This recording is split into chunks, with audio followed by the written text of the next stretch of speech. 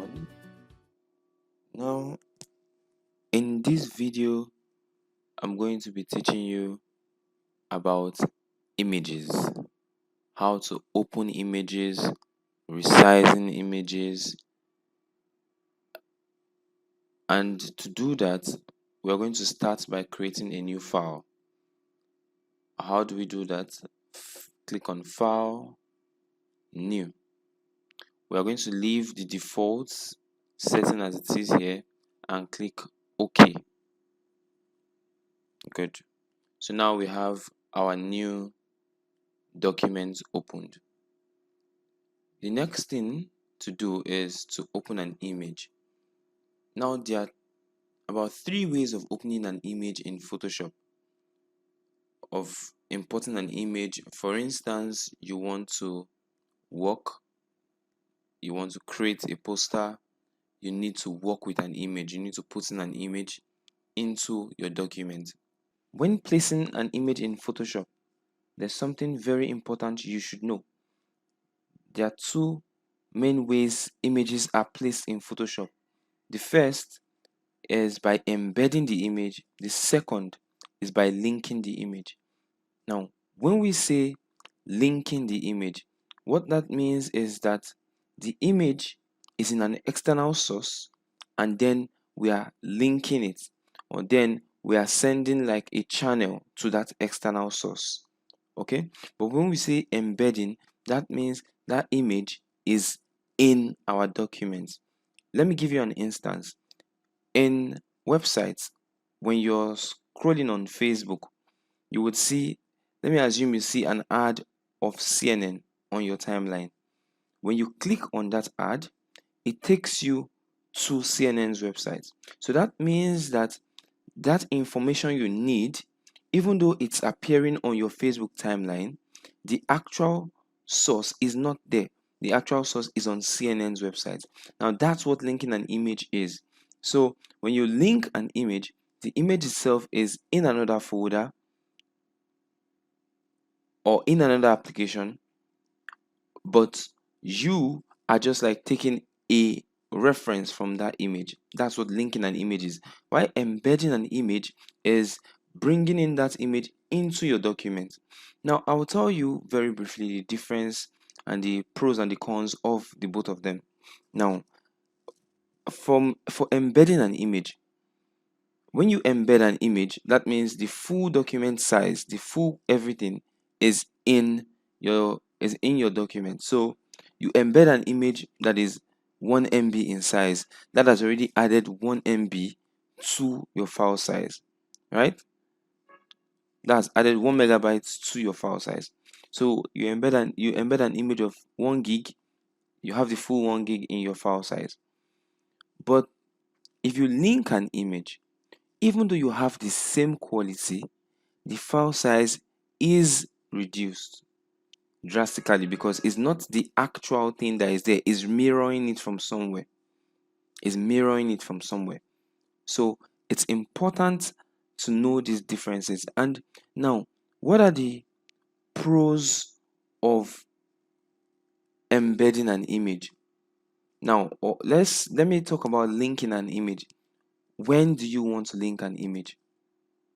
Now, in a scenario where a client, you're designing a logo and brand accessories for a client, and after you must have done the brand accessories, like you've done the t-shirt design, you've done the business card design, you've done the flyer design, the client just says, oh, I don't like this logo, or you know what, change this I in this logo to a T. Now, the moment that happens, what you do is you go to your Illustrator where you already designed the logo, or CorelDRAW, and then you change it to what the client wants. Now, if it's an embedded image, what you have to do is you come back to all your brand design that you have done already. So you come back to your t-shirt design file, you come back to your business card design file and manually change it, manually replace the logo. But if it's a linked image, all you have to do is just to change it in Photoshop. You just to change it in Illustrator where you did the logo, and everything will be updated across all your files. So that's why it's a link. You just change it and everything will be updated across all your files. Now, what is the disadvantage of linking an image? For instance, when you link an image, what you're telling Photoshop is this is the particular place where you can find this image.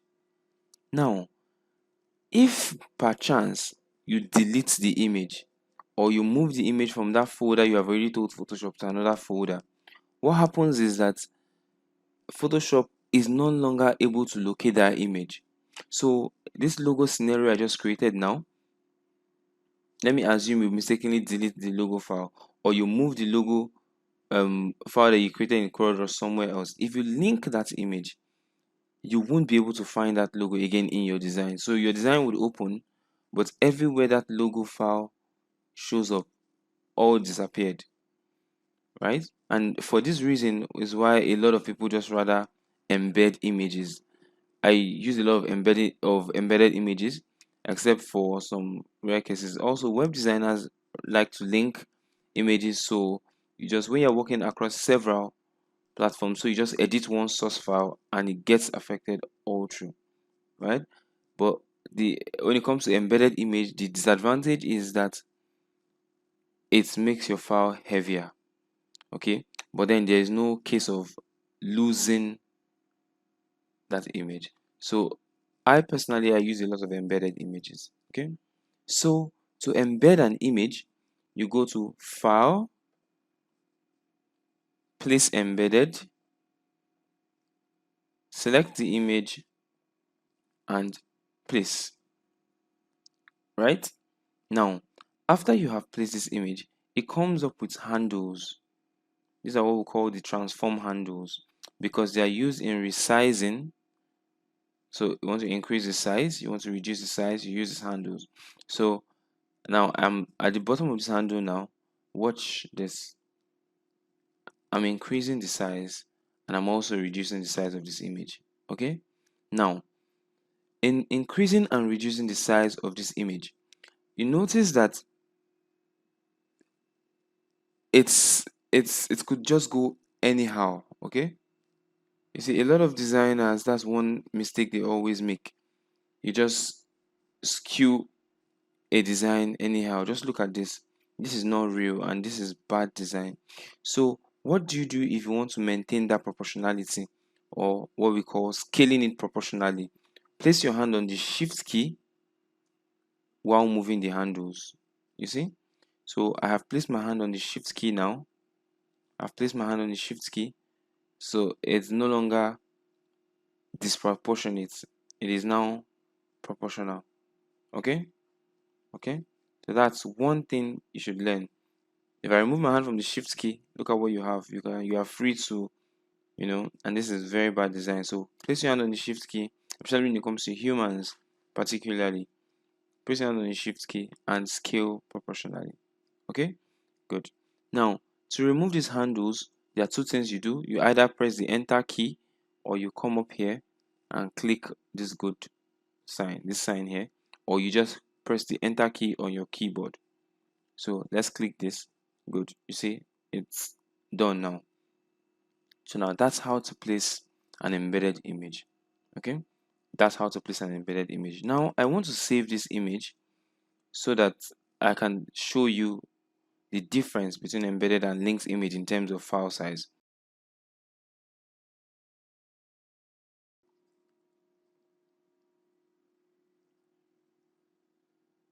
So let's place our embedded image. Place. Good. And put the good sign there. So you click on that sign. File, save as, we save it as embedded. Save. Yes, I want to replace it.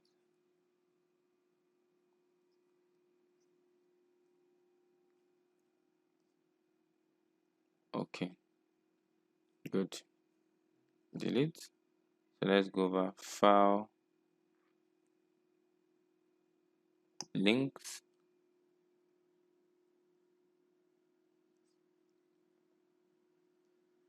place. Good. So file, save as, change it to linked, link, save, yes, okay.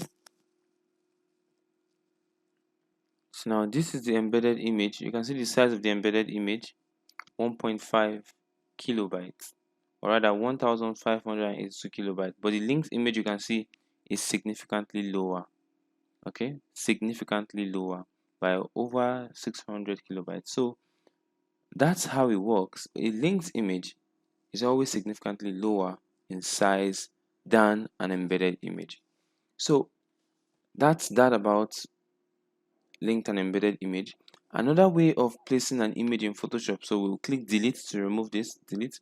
Another way of placing an image in Photoshop is by simply dragging and dropping, like what you do when you're trying to upload a file on Gmail or something, just simple.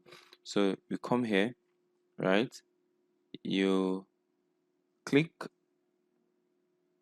drag, and you drop, enter.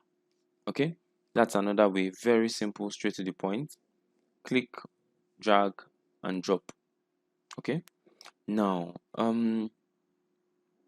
what kind of image does this create? An embedded image or a linked image? It creates an embedded image. Okay, it creates an embedded image. So when you drag and drop, it always creates an embedded image. So when you place an image in Photoshop, it gets placed as what we call a smart object. Now, what is a smart object?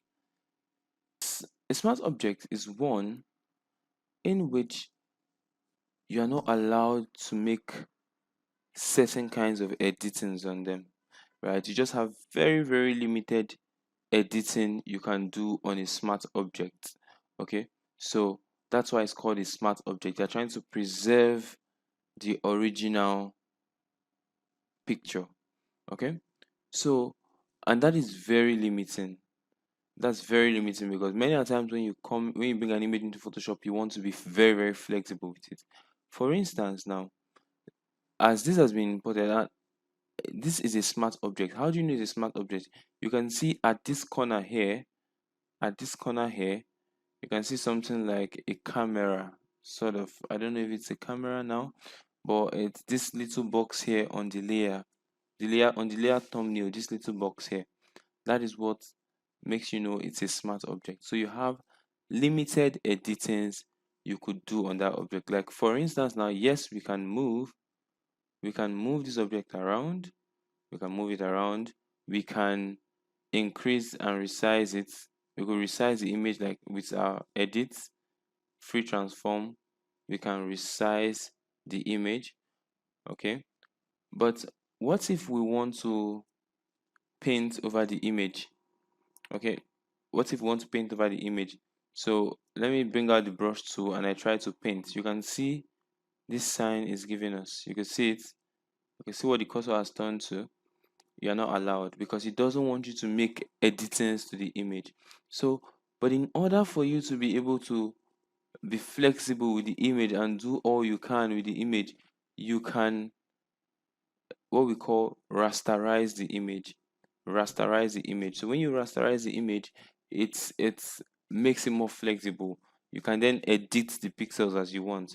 Okay, because right now as a smart object, you are just very limited to things like some certain kind of adjustments you can do. Okay, but say you want to cut the image now, for instance, you want to remove half of the background, you can't do that. Okay, you can just resize, do color editings and all of that. But now we want to be very flexible with the image. So what are we going to do? This is the image here. You right click on it, then go over to rasterize layer. Rasterize. Click on rasterize layer. Can you see the difference? That little box here has disappeared. So when you rasterize layer, what you're saying is, oh, Photoshop, I want to be very, very flexible with this picture.